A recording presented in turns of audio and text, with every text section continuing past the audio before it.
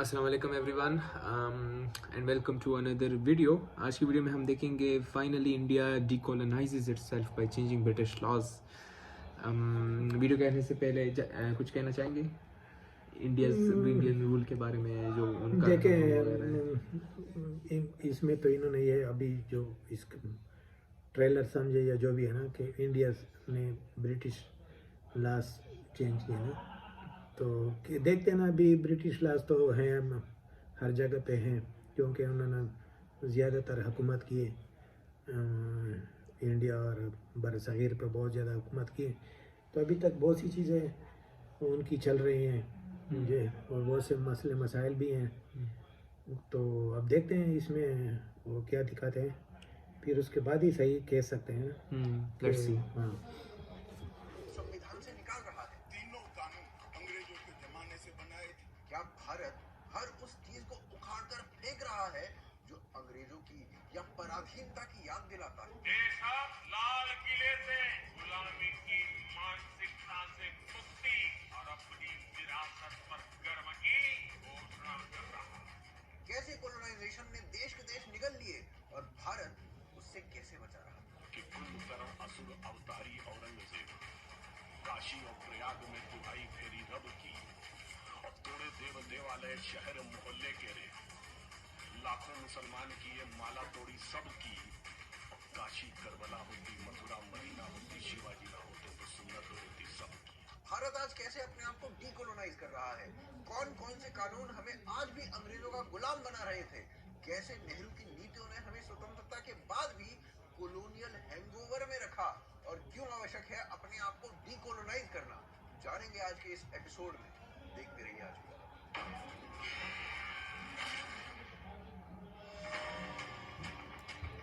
कल भारत के गृह मंत्री अमित शाह ने लोकसभा में रिवाइज्ड क्रिमिनल लॉ बिल रखा और वो लोकसभा में कल पास भी हो गया।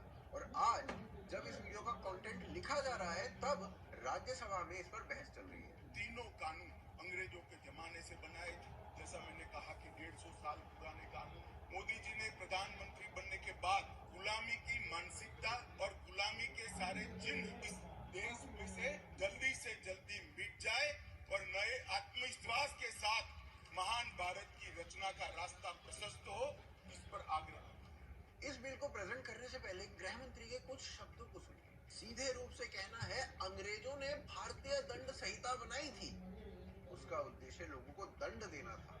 हम भारतीय न्याय संहिता बना रहे हैं और इसका उद्देश्य लोगों को न्याय देना है। अब क्या क्या बदलाव किए गए? तो भारतीय न्याय संहिता इंडियन पीनल कोड को रिप्लेस करेगी, भारतीय नागरिक सुरक्षा संहिता कोड ऑफ क्रिमिनल प्रोसीजर को रिप्लेस करेगी और भारतीय साक्ष्य संहिता इंडियन एविडेंस एक्ट को रिप्लेस कर देगी। आज भी भारतीय संविधान में हम ऐसे शब्दों का प्रयोग करते हैं जो हमें अंग्रेजों के अधीन दिखाते हैं। यूनाइटेड किंगडम की संसद ने बनाया हुआ कानून आज हम हमारे कानून में विद्यमान। प्रांतीय अधिवेशन वो भी अंग्रेजों के जब हम गुलाम थे तब कर सकते हैं। क्राउन के प्रतिनिधि का सम्मान, London gazette, jury, Lahore court, United Kingdom of Great Britain and Ireland, Commonwealth, her majesty सरकार, लंदन गजेट के जिक्र, ब्रिटिश क्राउन का दबदबा, इंग्लैंड के न्यायालय और हर मेजेस्टी रोमेनियन और बैरिस्टर शब्द प्रयोग का जिक्र आजादी के बाद भी 75 साल तक टूटा गया। इन बिल्स के द्वारा कुछ मुख्य परिवर्तन आएंगे, जैसे अभी तक यदि कोई व्यक्ति किसी महिला को गलत आइडेंटिटी बताकर उसे ल्योर करता है तो उसे दंड का प्रावधान अभी तक तो नहीं था, पर अब दिया जाएगा। जैसे कल ही के एक समाचार थे कि एक व्यक्ति जिसका नाम फैज आलम था, उसने सूरज बनकर एक लड़की को फंसाया और उसके साथ गलत संबंध स्थापित किए। तो अब ऐसे में ये व्यक्ति नहीं बच पाएगा। उन महिलाओं को सुरक्षा प्रदान की गई है जो शादी के झूठे वादों की वजह से व्यक्ति की पहचान छिपा है। इसके अलावा मॉब लिंचिंग की यदि कोई घटना होती है तो उसमें अब फांसी के दंड का प्रावधान रखा गया है। इसके अलावा एक नियम था सेडिशन का, जिसे अंग्रेजों ने ब्रिटिश राज के अगेंस्ट बोलने वालों के लिए बनाया था। वो नियम आज तक ज्यों का त्यों बना हुआ था। फांसी का कानून तो अच्छा है ना। देखें कानून जो बने ना, जो बनने चाहिए वो इसलिए होने चाहिए कि लोग उससे डरें, और जो अगर जो फांसी हो या जो भी सज़ा हो, सज़ा इस तरह होना चाहिए कि फिर लोग उसको देख के कोई जुर्म ना करें। हम्म, ये तो हो नहीं सकता कि जुर्म बंद होगा, लेकिन उस अगर हम कानून पे अमल करें और ऐसी सज़ाएं हम देना शुरू करें तो फिर जुर्म होना कम हो जैसे जाएंगे। सऊदी वालों ने जो जो बंदा कुछ चोरी वगैरह करे तो उसका हाथ काट देते हैं, तब कोई भी बाकी चोरी नहीं करता। ये जो आदमी कह रहा है ना कि इंडियन पिनल कोड और ये एविडेंस एक्ट और ये चीज़ें जो अभी कह रहा है, तो मैं कह रहा हूँ कि ये अभी क्यों, ये शुरू से क्यों नहीं हो रही थी? तो क्योंकि 60-70 साल तो गुजर चुके हैं ना, तो अगर उनका कानून अच्छा है, उसमें कुछ अच्छी चीज़ें तो हमें उसको अपनाना चाहिए।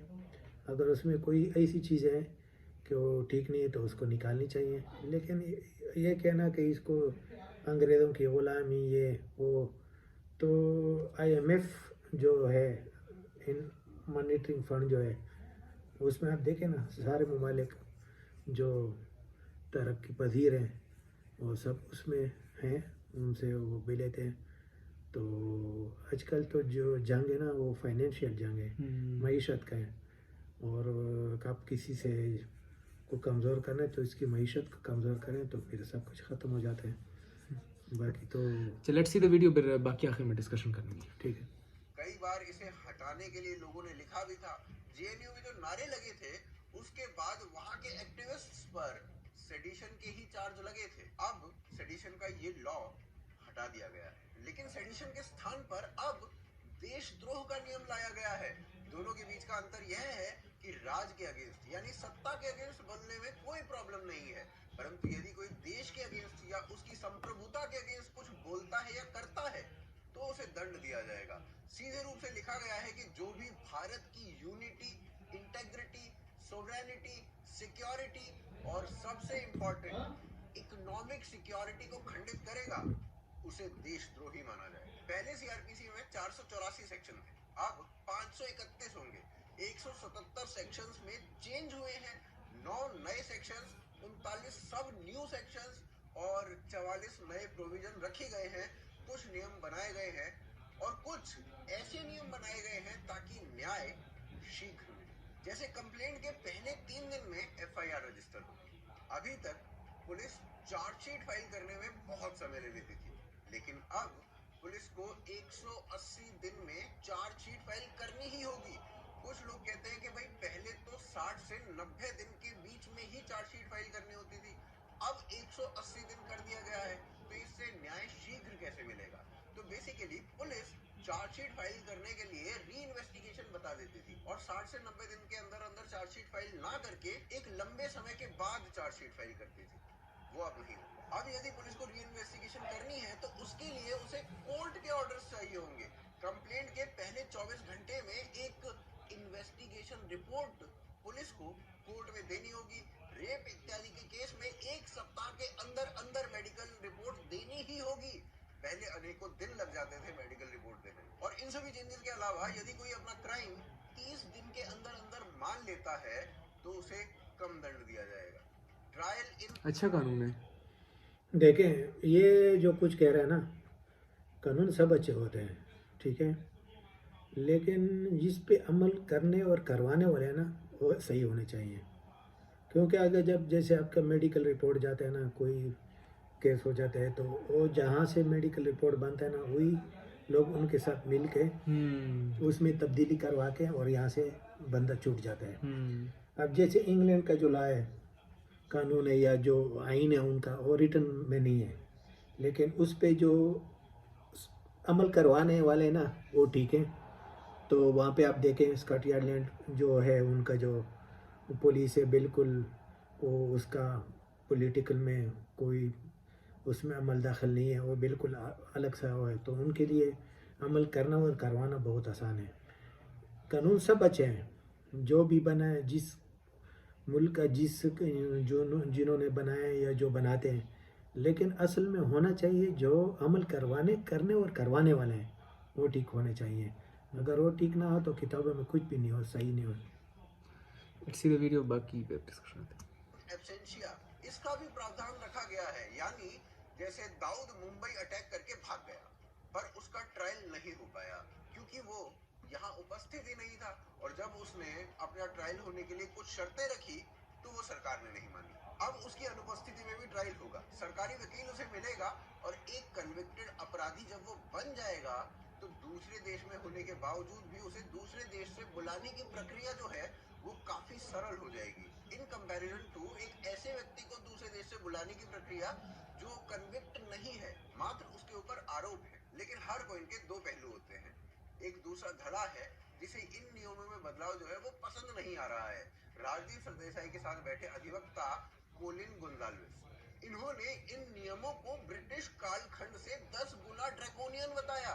ओवैसी ने संसद में खड़े होकर इन बिलों का विरोध किया और कहा अधिकतर मुसलमान ही देशद्रोह के अपराध में अंदर होते हैं, तो ये मुसलमानों को फंसाने की साजिश है। तो भाई एक और इन बिल्स का समर्थन हो रहा है और दूसरी ओर इनका विरोध भी है, पर यह बात तो निश्चित है कि इन बिल्स से डीकोलोनाइजेशन अवश्य ही हो रहा है।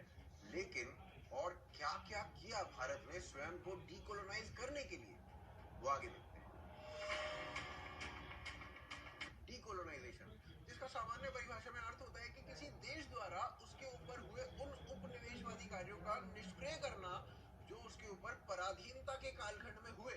क्या नए कानूनों का आना दिखाता है कि भारत स्वयं को डीकोलोनाइज कर रहा है? नए बिल जो संसद में रखे गए वो आईपीसी, सीआरपीसी और इंडियन एविडेंस एक्ट के स्थान पर आ रहे हैं, जिनके आधार पर भारत की कानून व्यवस्था चलती आई है। कब आए थे ये कानून? इंडियन पीनल कोड यानी आईपीसी ब्रिटिश राज में 1860 में आया था, सीआरपीसी 1882 में आया था और उसमें कुछ परिवर्तन 1973 में किए गए थे, और इंडियन एविडेंस एक्ट 1872 में आया था। ये कानून 1857 के पश्चात ब्रिटिश राज द्वारा भारतीयों के विरोध को कुचलने के लिए बनाए गए थे, जो 2023 तक भारत की कानून व्यवस्था चला रहे थे। तीनों कानूनों में गुलामियों की निशानी से भरे हुए कानून। सबसे पहले तो इसको ब्रिटेन की पार्लियामेंट ने पारित किया था, हमने अडॉप्ट किया। टोटल 475 उद्घाटन सितंबर 2023 में किया गया, क्योंकि पुरानी संसद का उद्घाटन 1927 में लॉर्ड इरविन के द्वारा किया गया था। और क्या कहा गया था इस नई संसद के उद्घाटन पर? गुलामी की उस सोच को पीछे छोड़ रहा है और संसद की ये नई इमारत इस प्रयास का जीवन प्रतीक बनी है। संसद भवन मात्र एक बिल्डिंग है, पुरानी हो या नई, अंग्रेजों की बनाई हो या स्वाधीन भारत की, एक आम भारतीय के जीवन में उसका अधिक प्रभाव नहीं होता। हाँ, जो कानून बदले गए हैं उनका प्रभाव हर भारतीय के जीवन में हर रोज होगा। और भारत 2022 में 1500 ऐसे कानून निरस्त कर चुका है जिनमें अधिकांश ब्रिटिश कालखंड के थे। परंतु क्या किसी और स्तर पर भी भारत डीकोलोनाइज हो रहा है? पहले हर भारतीय को अपने डॉक्यूमेंट्स एक गजेटेड ऑफिसर से साइन कराने होते थे। पाकिस्तान में आज भी ऐसा चलता है। ये भी एक कॉलोनियल साइन था और आम जन के लिए अत्यंत कठिन कार्य था। ब्रिटिश राज में इसका कारण भारतीयों पर विश्वास ना होना था। अगस्त 2014 में भारत में अपने डॉक्यूमेंट्स का सेल्फ अटेस्टेशन लागू किया गया। देश में मेडिकल या इंजीनियरिंग की पढ़ाई का माध्यम ब्रिटिश कालखंड से ही अंग्रेजी का रहा। 2022 में पहली बार मध्य प्रदेश में हिंदी में पढ़कर भी अब डॉक्टर बनना मान्य किया गया। यानी पहले जो पढ़ाई मात्र कुछ बच्चे कर सकते थे, अब 100% बच्चे कर सकते हैं। और मध्य प्रदेश के पश्चात अब उत्तर प्रदेश भी इसे लागू करने जा रहा है। इंडिया गेट वाली राह को राजपथ कहा जाता था। ब्रिटिश राज के राज को दिखाने के लिए ये नाम था। इसे आधुनिक बनाते हुए 2022 में इसका नाम बदलकर कर्तव्य पथ रखा गया और प्रधानमंत्री का संवाद था कि राजपथ एक पराधीनता का चिन्ह अब इतिहास हो चुका है। भारतीय नेवी के चिन्ह में ब्रिटिश काल से ही क्रिश्चियनिटी से जुड़ा हुआ सेंट जॉर्ज का क्रॉस आता था। 2022 में छत्रपति शिवाजी की सील से प्रेरणा लेकर इसे पूर्ण रूप से परिवर्तित कर दिया गया और नरेंद्र मोदी का इसके बाद संवाद था कि हमने पराधीनता के एक और चिन्ह को हटा दिया। कभी इंडिया गेट पर जॉर्ज पंचम का बड़ा सा पुतला लगा होता था। 2022 में यहाँ सुभाष चंद्र बोस की मूर्ति को स्थापित किया गया। गणतंत्र दिवस यानी 26 जनवरी पर बीटिंग द रिट्रीट समारोह किया जाता है। ब्रिटिश काल से ही इसमें बजने वाली जो धुन है अब अबाइड बाय मी, ये क्रिश्चियन प्रार्थना की धुन थी और ब्रिटिश कालखंड से ही भारतीय सेना इसका प्रयोग ऐसे उत्सवों में कर रही है जिसमें अधिकांश हिंदू या सिख हैं। 2022 में इसे ए मेरे वतन के लोगों कर दिया गया। अमर जवान ज्योति इंडिया गेट पर ब्रिटिश राज के लिए बलिदान देने वाले सैनिकों के लिए बनाई गई थी, नाम भी उन्हीं के थे। भारत ने राष्ट्रीय युद्ध संग्रहालय बनाया और इसमें जलने वाली ज्योति के साथ ही अमर जवान ज्योति को भी मिला दिया गया। अंडमान निकोबार द्वीप समूह के कई द्वीप थे जिनका नाम अंग्रेज अधिकारियों के नाम पर था।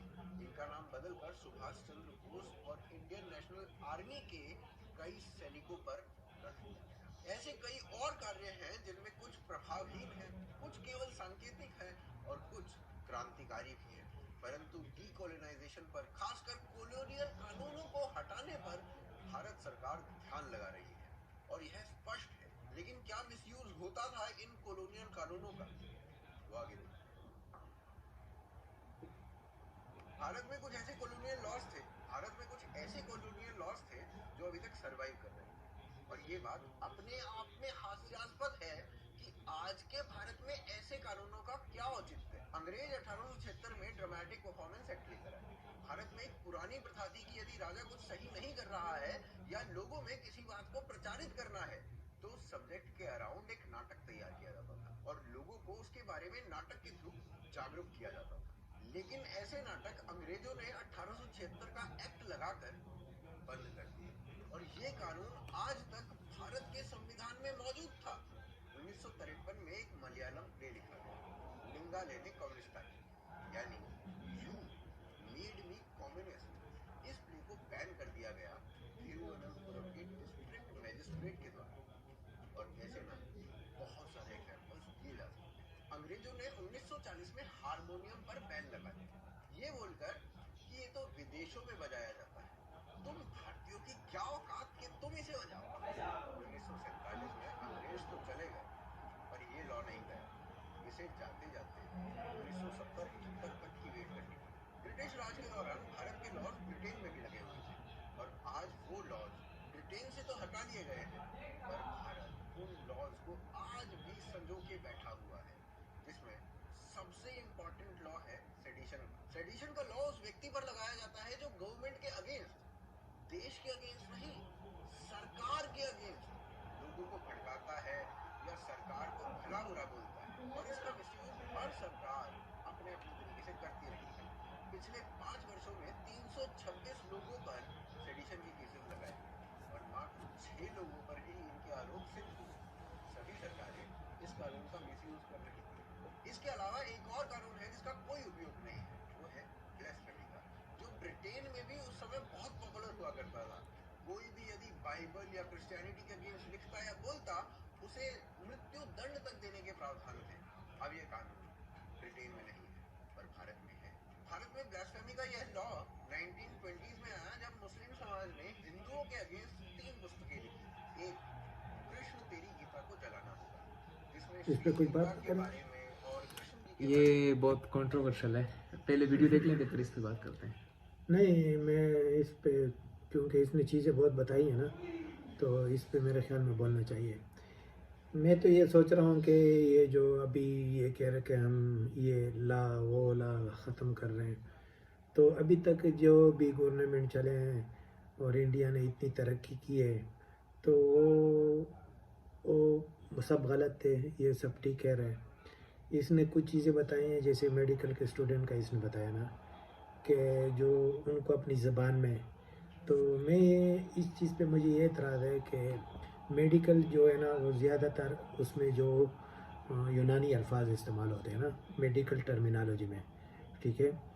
और अगर आप देखें तो इसमें ज़्यादा रिसर्च जो होते हैं ना वो इंग्लैंड और वहाँ पे होते हैं और उनकी किताबें सारी इंग्लिश में हैं और इंग्लिश जो भी है वो इंटरनेशनल ज़बान है, जैसे डॉलर पूरे दुनिया में चलता है ना। तो मेरे ख्याल में अगर हम उनको अपनी ज़बान में पढ़ाएं तो बाहर जाएंगे तो वहाँ पे उनको मुश्किलात होंगी, बिल्कुल ठीक है।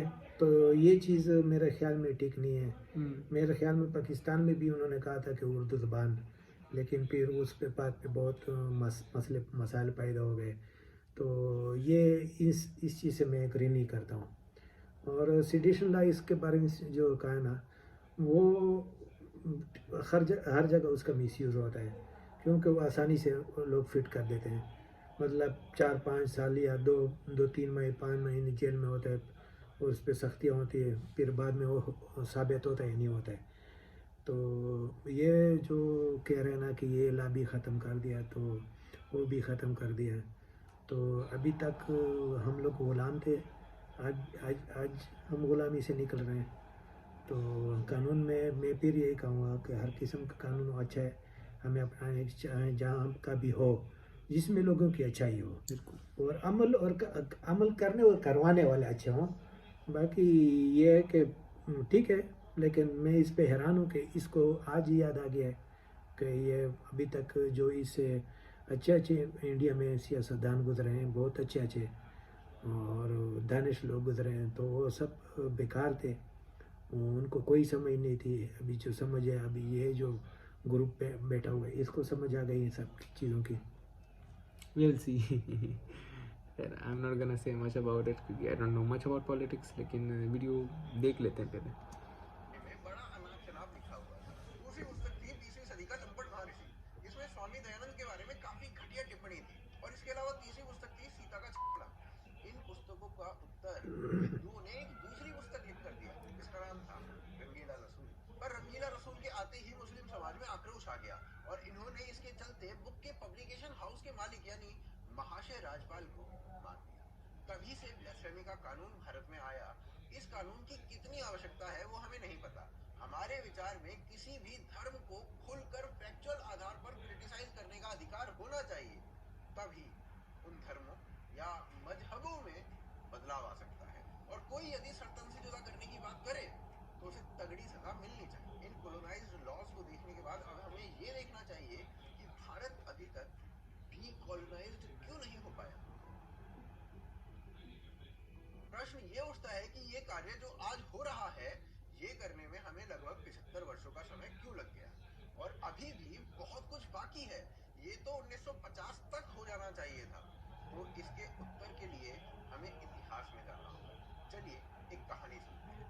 1969 में स्वाधीन होने के 22 वर्षों के बाद अचानक से कोलकाता में ब्रिटिश अधिकारियों, अफसरों और वायसराइज की मूर्तियों को हटाया जाने लगा। इनमें से एक लॉर्ड कर्जन की भी मूर्ति थी, जिन्होंने बंगाल का विभाजन किया।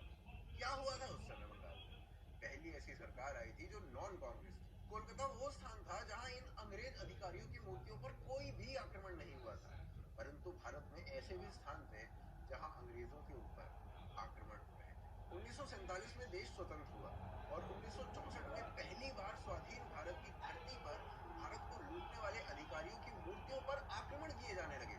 दिल्ली में एक बार 1964 में, और फिर 1965 में अंग्रेजों की मूर्तियों पर अटैक हुआ, जिसमें एक किंग जॉर्ज पंचम की भी मूर्ति थी, इंडिया गेट के सामने वाली। अधिकांश स्टैचूज ह्यूमन राइट्स को वायलेट करने वाले हिंसक अंग्रेजों के थे।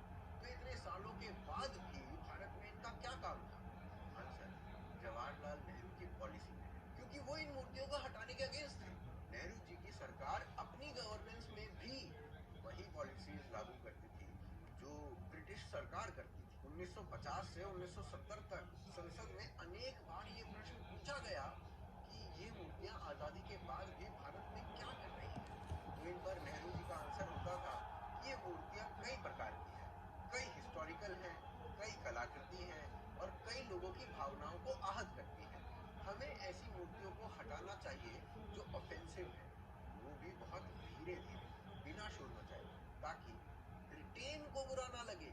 नेहरू जी के जीवित रहते हुए ये मूर्तियां कभी नहीं हटी, और उनकी मृत्यु के बाद जाकर 1964 में जब इन मूर्तियों पर आक्रमण होने लगे, तब धीरे धीरे इन्हें शिफ्ट किया जाने लगा। अब आप स्वयं सोचिए कि जब हर किसी को ऑफेंड करने वाली, रोज दिखने वाली मूर्तियों पर ऐसा एटीट्यूड था, तो अंग्रेजों के बनाए कानून या अंग्रेजों की बनाई परंपराएं, उन्हें बदलने पर क्या एटीट्यूड रहा होगा। यही हश्र शिक्षा का भी था। 1964 यानी नेहरू जी की मृत्यु तक वही शिक्षा नीति अपनाई गई जिसे मैकॉले 1835 में भारतीयों के विरुद्ध बनाकर लाया था। 1964 में कोठारी कमीशन को नई शिक्षा नीति का कार्य दिया गया, और 1968 में नई शिक्षा नीति आई, और इसमें तटस्थ रहने पर विशेष ध्यान रखा गया। कॉलोनियल काल के पूर्ण सत्य को छुपाकर नेहरू जी के बाद भी ब्यूरोक्रेसी, न्यायपालिका, संसद सब उसी प्रकार से चलती रही जैसे ब्रिटिश काल में चलती थी। 1997 तक बजट शाम को 5 बजे पेश होता था संसद में। क्यों? क्योंकि ब्रिटिश समय से अनुकूलता मैच करता था ये सब। न्यायपालिका में आज भी लॉर्डशिप जैसे शब्दों का प्रयोग होता है और आईपीसी या सीआरपीसी को अब 2023 में बदला जा रहा है। कानूनों के अंदर कुछ शब्द से मैं जरूर कहना चाहता हूँ। पार्लियामेंट ऑफ यूनाइटेड किंगडम का जिक्र है, प्रोविंशियल एक्ट का जिक्र है, notification by the crown representative का जिक्र है। और ये सब ना अकारण नहीं था। नेहरू जी ने 1922 में कहा था कि 10 वर्ष पहले मैं इंग्लैंड से लौटा था। अपने भीतर वहां के पूर्वाग्रह लेकर मैं भारतीय नहीं था, बल्कि एक इंग्लिशमैन था। मैं विश्व को एक अंग्रेज की भांति ही देखता था। मेरे पूर्वाग्रह इंग्लैंड के लिए थे और मैं उतना ही अधिक अंग्रेज था जितना एक भारतीय के लिए संभव हो सकता है। अब नेहरू जी के पदचिन्हों पर चलने वाले लोग कैसे भारत को डीकोलोनाइज करते हैं, ये बताइए। इस सब का ये अर्थ बिल्कुल नहीं है कि नेहरू जी का कोई कंट्रीब्यूशन नहीं है। बात केवल डीकोलोनाइजेशन की हो रही है। क्या इम्पैक्ट होता है कोलोनाइजेशन का किसी देश पर और कैसे अन्य देशों ने स्वयं को डीकोलोनाइज किया, वो आगे कोलोनाइजेशन एक ऐसा कुचक्र है जिससे निकलना लगभग इम्पॉसिबल सा है। हमें धन्यवाद देना चाहिए अपने पूर्वजों का जिन्होंने हमारी सिविलाइजेशन को जीवित रखा और आज आपको समय मिल रहा है अपने आप को डीकोलोनाइज करने का। सेंट जेवियर्स ने कभी अपने समय में कहा था कि यदि भारत में ब्राह्मण ना होते तो हम पूरे भारत को क्राइस्ट के कदमों में झुका देते। तो हमारे पूर्वजों ने अपनी संस्कृति को बचाने के लिए हर संभव प्रयास किया और अनेकों यातनाएं सही। क्यों ये मौका ऑस्ट्रेलिया या न्यूजीलैंड को नहीं मिला? ऑस्ट्रेलिया के मूल निवासी अबॉर्जिनल ऑस्ट्रेलियंस इस महाद्वीप पर 65,000 वर्षों से रह रहे थे। 1788 में जब अंग्रेज यहाँ पर आए, यहाँ पर लगभग 1.25 मिलियन की अबॉर्जिनल ऑस्ट्रेलियंस की पॉपुलेशन थी। ब्रिटिशर्स ने लगातार 140 वर्षों में 270 मैसेकर्स करे, जिसका नतीजा ये हुआ कि अबॉर्जिनल ऑस्ट्रेलियंस वहां से ऑलमोस्ट वाइप आउट हो। फिर 1910 से 1970 में ऑस्ट्रेलिया में ऐसा दौर आया जब अबॉर्जिनल ऑस्ट्रेलियंस के बच्चे उनके घरों से उठा लिए जाते थे सरकारी तंत्र के द्वारा, जिसे स्टोलन जनरेशन कहा गया। और इस स्टोलन जनरेशन से ऑस्ट्रेलिया के प्रधानमंत्री ने 2008 में जाकर क्षमा याचना की। 2023 में एक ऐसा प्रपोजल रखा गया जिसमें कहा गया कि अबॉर्जिनल्स को ऑस्ट्रेलियन कॉन्स्टिट्यूशन में मान्यता दी जाए, यानी मूल निवासियों को वहां के कॉन्स्टिट्यूशन में मान्यता दी जाए। परंतु ऑस्ट्रेलिया ने इस प्रपोजल को नकार दिया। ये ऐसा है कि भारत में हिंदुओं को मान्यता ना दी जाए। ऑस्ट्रेलिया ने यूनियन जैक को अपने झंडे से नहीं रोका। भारत में भी गांधी जी ने इस बात का समर्थन किया था कि अंग्रेजों का यूनियन जैक ही भारत का झंडा बना रहे, थोड़े बहुत एडिशंस के साथ। ऑस्ट्रेलिया, न्यूजीलैंड और ब्रिटेन, इन तीनों का झंडा आपकी स्क्रीन पर। अंतर बताइए। पूरे विश्व में 23 देश या टेरिटरीज ऐसी हैं जिन्होंने यूनियन जैक को अपना झंडा मान लिया। इसका अर्थ है आपने अपने ऊपर शासन करने वाले या फिर अपना शोषण करने वालों के सामने घुटने टेके, उनके सामने नतमस्तक हो गए। ये कोलोनाइजेशन भाषा से लेकर पहनावे तक हर स्थान पर मिलेगी। जो गर्मी में भी आप सूट पहनकर चलते हैं ना, कंपनीज आपको कहती हैं where is your business formals. आप समझिए कि अभी तक आपको उस कोलोनियल हैंगओवर से निकलने नहीं दिया गया है। अर्जेंटीना की नेशनल लैंग्वेज स्पेनिश है। कैसे? अमेरिका में सभी लोग अंग्रेजी बोलते हैं। क्यों? ऑस्ट्रेलिया के सभी लोग अंग्रेजी बोलते हैं। क्यों? सोचिए। अफ्रीका की अनेकों अनेक भाषाएं कहाँ विलुप्त हो गई, किसी को कुछ नहीं पता। और तो और ये कार्यक्रम अभी भी चल रहा है। अगले कुछ वर्षों में हम 1500 भाषाएं और खो देंगे, क्योंकि कोलोनियल हैंगओवर अभी तक नहीं गया है। भारत में भी संस्कृत अब बस अवशेषों में बची। इजिप्ट में इस्लाम, एंशिएंट इजिप्शियन सिविलाइजेशन कहाँ है? ईरान में इस्लाम है। ज़ोरास्ट्रियंस कहाँ है? थोड़े से भारत में। यही है कोलोनाइजेशन का असर। पूरी की पूरी सभ्यताएं समाप्त हो जाती हैं, पूरे के पूरे धर्म, भाषाएं, परिधान सब समाप्त हो जाते हैं। पर डीकोलोनाइजेशन क्यों इंपॉर्टेंट है, वो आगे जाते हैं। डीकोलोनाइजेशन क्यों आवश्यक है, इसे समझने के लिए ये जानना पड़ेगा कि कोलोनाइजेशन क्यों किया जाता है। 1813 से पहले ईस्ट इंडिया कंपनी भारत में शिक्षा के क्षेत्र से दूरी बना करती थी, क्योंकि उनका लक्ष्य मात्र धन अर्जित करना था। 1813 में चार्टर्स एक्ट आता है और पहली बार शिक्षा के लिए कुछ धन रखा जाता है। इस एक्ट के पश्चात अंग्रेज अफसरों का एक बड़ा धड़ा ऐसा था जो कहते थे कि भारतीयों को उनकी भाषा में शिक्षा दी जाए, उन्हें ओरिएंटलिस्ट कहा जाता था। और दूसरा एक बड़ा धड़ा ऐसा था जो ये कहता था कि सारी की सारी शिक्षा मात्र अंग्रेजी में की जाए। ऐसे में 1834 में लॉर्ड मैकाले भारत में आता है, कुछ अध्ययन करता है और भारत की शिक्षा के लिए अपने विचार रखता है, जो भारत का चित्र बिल्कुल परिवर्तित कर देते हैं। मैकाले स्पष्ट शब्दों में कहता है कि भारतीयों को अंग्रेजी में पढ़ाया जाए। वो कहता है कि ब्रिटेन के किसी भी एक पुस्तकालय का छोटा सा अंश भी भारत के संपूर्ण साहित्य से बड़ा है। मैकाले फिर आगे कहता है कि जो भी विद्यापीठ पूर्व से संबंध रखती शिक्षा दे रहे हैं उसे ताला लगा दिया गया और वो डाउनवर्ड पॉलिसी प्रस्तुत करता है। क्या होता है इसमें? तो मैकाले के अनुसार सब अंग्रेजी में पढ़ाया जाए और केवल कुछ लोगों को पढ़ाया जाए। वो फिर आगे अपने आप बाकी के लोगों को पढ़ा देंगे। ऐसा करके क्या करना चाहता था मैकाले? वो ऐसे भारतीयों का झुंड खड़ा करना चाहता था जो ब्रिटिश हितों की रक्षा करे और ब्रिटेन से वफादारी करे। एक ऐसा झुंड जो भारतीय केवल रंग और रक्त से हो, परंतु नैतिकता, विचारों और समझ में मात्र ब्रिटिश हो। मैकाले के सुझावों को बिना समय खोए मान लिया जाता है। 1835 में इंडियन एजुकेशन एक्ट आया। 1837 में न्यायपालिका की भाषा अंग्रेजी हो गई। 1844 में अंग्रेजी पढ़ने के भारतीयों के लिए सरकारी नौकरी के पद खोल दिए।